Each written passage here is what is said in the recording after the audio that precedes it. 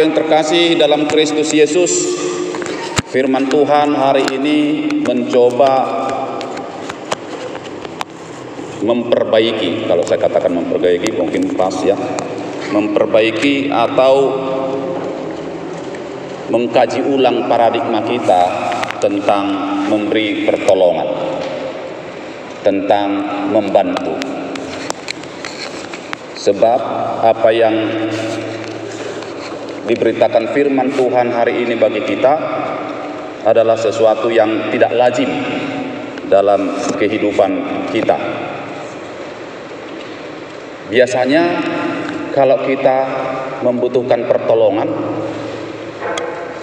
maka kita akan pergi kepada orang yang mempunyai, kan begitu ya.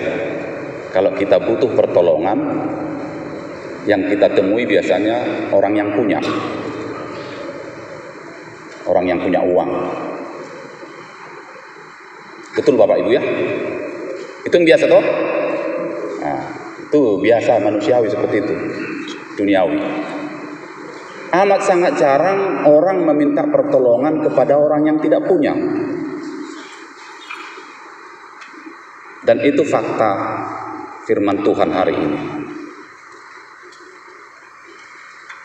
Sekali lagi, amat sangat jarang orang meminta bantuan kepada orang yang punya.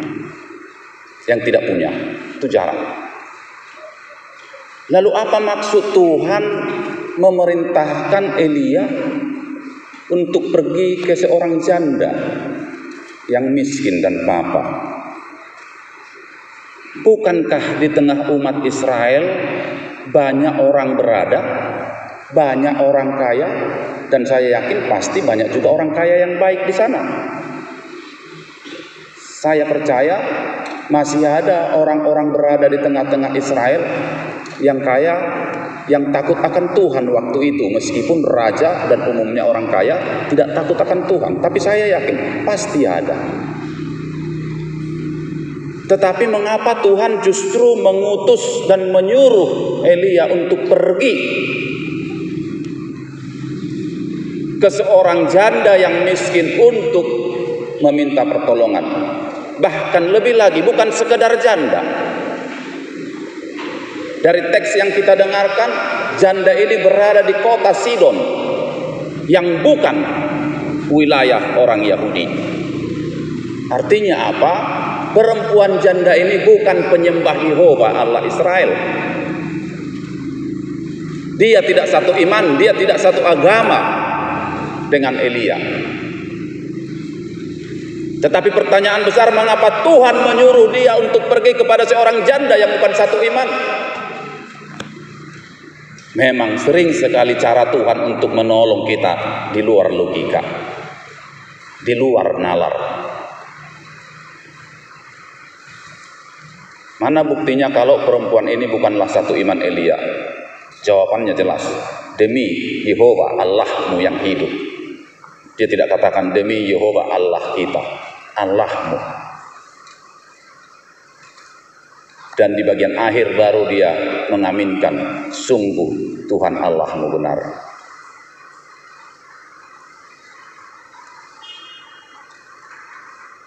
Yang mau firman katakan kepada kita, kalau Tuhan menolong siapa saja, dia pakai caranya sendiri.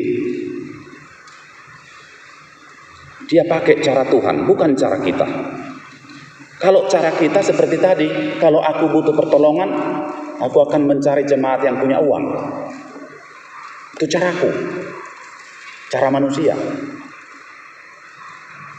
bukan cara Tuhan. Sebab apa? Akal kita selalu berpikir hanya orang yang mampu, hanya orang yang punya uang yang bisa membantuku. Itu cara berpikir manusia.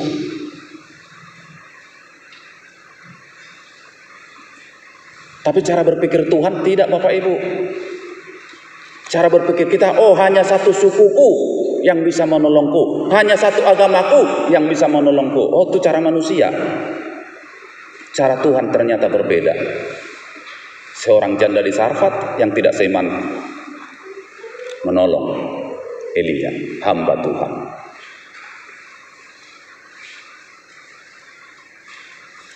Ini yang saya katakan di depan tadi, Bu, akan mencoba paradigma kita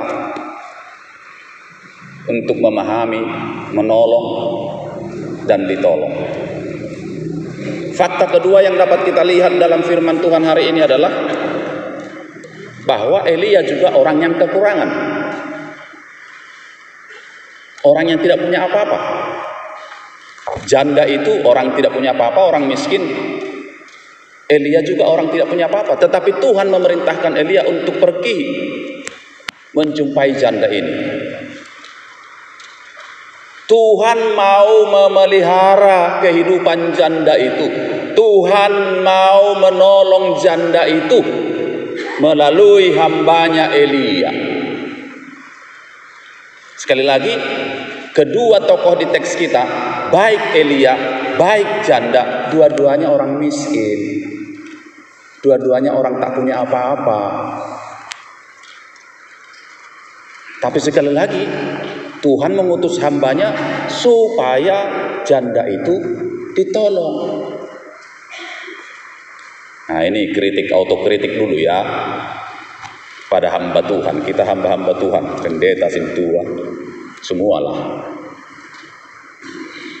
Apakah dan sejauh mana kita menyadari kalau kita adalah representasi Tuhan bagi umatnya untuk menolong mereka yang miskin? Representasi, simbol kehadiran. Sejauh mana kesadaran para pendeta, para penatua menyadari dirinya bahwa dirinya adalah representasi kehadiran, simbol kehadiran Tuhan untuk membantu, untuk menolong umatnya. Yang banyak pendeta hanya minta tolong terus, minta tolong terus. Kan itu yang banyak Bapak Ibu ya. Kebanyakan seperti itu.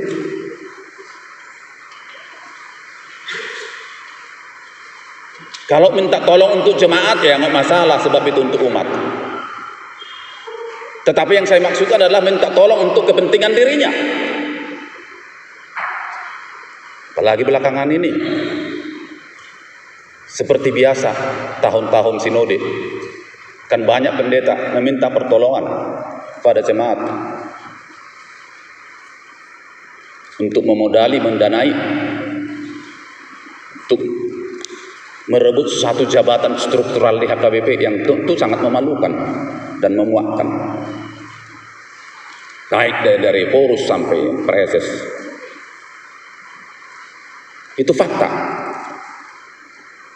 Ya kalau mau cari jabatan di duniawi ini, itu lumrah-lumrah saja, sah-sah saja. Tapi kalau gereja, mau dibawa kemana gereja ini? Anehnya lagi banyak juga warga jemaat yang jadi cupong, memodali, mendanai para kami pendeta untuk memperoleh jabatan itu. Banyak juga kumpulan marga yang mengumpulkan dana, bahkan sampai M untuk meloloskan semarganya untuk duduk di HKBP ini. Sosok Elia harusnya menjadi khotbah bagi setiap para pendeta. Bukan untuk kepentingan pribadinya.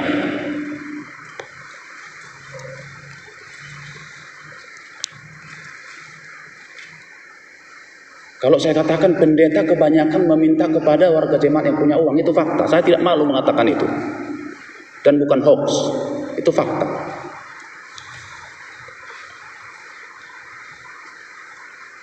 Tetapi pendeta yang mau membantu umatnya yang miskin dan papa, ada berapa?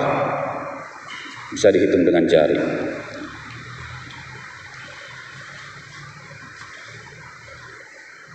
Pendeta selalu berkata, janganlah kamu sama seperti dunia ini, tetapi berubahlah oleh pembaruan budimu. Tapi faktanya pendeta banyak seperti dunia ini. Untuk preses banyak seperti caleg. Firman Tuhan hari ini mengingatkan seorang hamba Tuhan,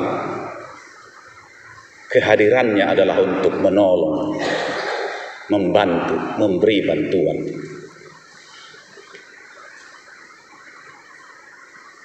Yang kemudian janda tadi juga punya kekurangan. Wajar si janda ini terlalu memikirkan dirinya.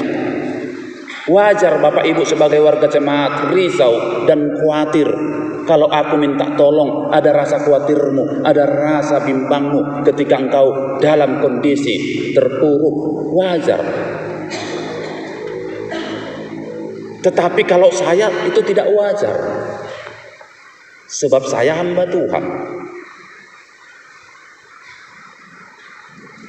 Kalau saya minta tolong kepada jemaat yang miskin, dia khawatir amang pendeta aku tak punya uang ini, itu wajar. Karena dia warga jemaat, memikirkan kehidupannya dirinya. Tetapi kalau hamba Tuhan, harusnya hamba Tuhan sudah berpikir yang memikirkan kebutuhanku adalah Tuhan. Dan Tuhan punya cara sendiri untuk memenuhi kebutuhanku. Kan ikosumurung do naposoni Tuhani sian nasoposon Tuhani kan ikosumurung go hapor seon ni situa siar ruas nah. Itu bedanya hamba Tuhan. Tetapi kehadiran Elia sebagai hamba Tuhan justru mengubah paradigma janda ini, bahwa ketika dia mau memberi, ketika dia mau berbagi, bukan berarti dan bukan akan mengakibatkan dia kelaparan, bukan akan mengakibatkan dia mati kelaparan. Firman Tuhan, tepung dalam tempayan tidak akan habis, minyak dalam buli-buli tidak akan kering, hingga datang hari Tuhan memberi hujan. Artinya apa? Tuhan memelihara, Tuhan akan mencukupkan kehidupannya, asal mau dia berbagi. Buatlah dulu sepotong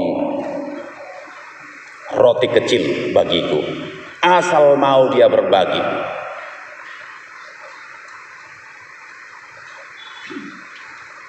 Apalah daya, apalah kekuatan sepotong roti kecil untuk menahan lapar. Itu hanya cara Elia menguji iman janda ini. Apakah dia mau berbagi dari segala kekurangan dan kelemahannya? Elia mau mengajari kita tidak harus menjadi orang kaya dulu supaya aku bisa menolong dan membantu. Tidak harus aku kuat dulu supaya aku bisa membantu orang lemah. Jangan pernah berpikir Bapak Ibu, tunggu punya uang dulu baru engkau membantu. Atau tunggu engkau kuat dulu baru engkau bisa menolong orang yang lemah. Tidak. Kapan saja dan kondisi apa saja bagaimana kita, dan kita harus mau membantu dan menolong. Entah kita dalam kondisi kekurangan, entah kita dalam kondisi berkecukupan, entah kita dalam kondisi kaya raya, entah kita dalam kelemahan, entah kita dalam kondisi sakit, entah kita dalam sehat kuat, Tuhan memanggil kita untuk mau berbagi dan menolong. Elia mengingatkan janda ini untuk tidak bersembunyi dalam kemiskinannya sehingga dia tidak mau berbagi. Dan ini yang terakhir Bapak Ibu, sering sekali kelemahan kita, sering sekali kemiskinan kita menjadi tameng, menjadi alasan bagi kita untuk tidak mau berbagi.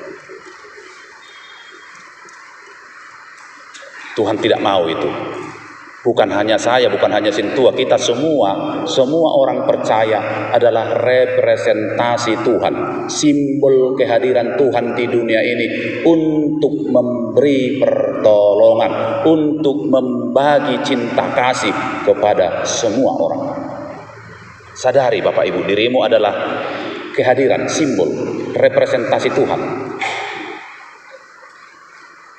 Kan nyanyian kita seperti itu kan? Yesus menginginkan daku bersinar baginya. Kan tidak ada sinar kita kalau bukan sinar Kristus. Jadi saya katakan kehadiran kita representasi Kristus, simbol kehadiran Kristus untuk memberi pertolongan. Tadi panitia Natal kita sudah memberi paparan tentang perayaan kita. Ini penting Bapak Ibu. Rapat minggu lalu kaum muda-mudi membuat kuesioner. Amang, kami sudah tanya orang tua, kalau orang tua bersedia membantu perayaan Natal kami. Terus saya bilang, apakah kuesionermu valid? Valid, Amang. Betul ya. Sebab saya tidak mau dengar kalau ada warga jemaat Holland Nahebeng. Kan begitu ya? Holland Nahebeng. Kan sering seperti itu. Tapi firman Tuhan hari ini mengingatkan kita, bagi orang percaya tidak boleh ada itu. Jangan ada Holland Nahebeng. Kalau untuk kepentingan umat Tuhan, amin, Tuhan cukupkan. Ya. Jangan berdalih. Ingat, peganglah firman Tuhan. Itak nautiki dangra sudah miyak nautiki dangra marsik dopek munatipisi dangra habis. Amin. Tuhan akan mengisi kalau kita percaya kepada Tuhan. Kalau ada sing dompetnya sekarang kembang kempis, ingat Tuhan akan mengisinya kalau kau mau berbagi. Amin. Kita bersatu dalam doa. Terima kasih Bapa yang Maha Baik atas firman-Mu yang berkumandang hari ini, yang mengajar kami untuk mau berbagi, untuk mau menolong sesama kami yang dalam kondisi kekurangan dan kelemahan. Dan sembari mengingatkan kami untuk kami tidak bersembunyi dalam kekurangan kami, dalam kemiskinan kami, sehingga kami tidak mau berbagi, tidak mau membantu sesama kami. Baik hamba-Mu Elia, baik janda di Sarfat adalah dua hamba-Mu yang miskin dan papa. Tetapi mereka mengajarkan kepada kami yang bukan miskin dan papa untuk mau berbagi, untuk mau menolong, bahwa ketika kami mau berbagi, kami mengaminkan tepung dalam tempayan tidak akan pernah habis, dan minyak dalam buli-buli tidak akan pernah kering. Itulah perbuatan-Mu yang ajaib dalam kehidupan kami. Engkau tidak akan menelantarkan anak-anak-Mu, Engkau tidak akan membiarkan anak-anak-Mu mati kelaparan, tetapi Engkau mencukupkan, menyediakan segala apa yang perlu dalam kehidupan kami, hingga Engkau menurunkan hujan berkat, hingga Engkau mencurahkan segala kekayaan-Mu dalam kehidupan kami. Ajar kami Bapa untuk memberi dari segala kelemahan dan kekurangan kami. Kami berdoa buat mereka yang miskin dan papa, yang lemah. Biarlah juga mereka dikuatkan, dan biarlah juga mereka menjadi hamba-hamba-Mu yang dengan rela hati mau juga membantu sesamanya. Terima kasih Bapa. Hari ini kami mau berdoa buat ibadah pembaptisan kudus hari ini yang akan dilayankan kepada 2 orang anak-Mu. Kami bersuka cita dengan baptisan itu akan bertambah hitungan orang-orang percaya di dunia ini. Beri kekuatan kepada ayah dan ibu mereka, supaya senantiasa mereka boleh memenuhi kebutuhan dan tanggung jawab sebagai orang tua dalam perkembangan dan pertumbuhan anak yang Kau anugerahkan dalam kehidupan mereka. Demikian juga ada anak yang lahir, kami bawa dia dalam doa. Biarlah Engkau membesarkan anak ini dalam kasih setia-Mu, dalam naungan kekuatan-Mu. Biarlah dia tumbuh dan kembang menjadi anak yang membawa sukacita bagi ayah dan ibunya, bagi umat-Mu, bagi masyarakat. Terima kasih Bapa. Kami juga mau berdoa buat seluruh warga jemaat yang telah mempersembahkan miliknya, yang telah mempersembahkan pikirannya, hatinya, kekuatannya untuk gereja-Mu ini. Biarlah perhatian, persembahan, bantuan mereka itu boleh menumbuh kembangkan pertumbuhan iman kami dari anak-anak hingga orang tua. Dan ajar kami para hamba-Mu untuk dengan setia untuk amanah mengelola setiap persembahan warga jemaatmu itu dengan penuh tanggung jawab kepadamu untuk kemaslahatan umat, untuk kebaikan dan untuk pertumbuhan iman umatmu. Terima kasih Bapa. Hanya dalam nama anakmu Kristus Yesus kami berdoa dan mengucap syukur kepadamu. Amin.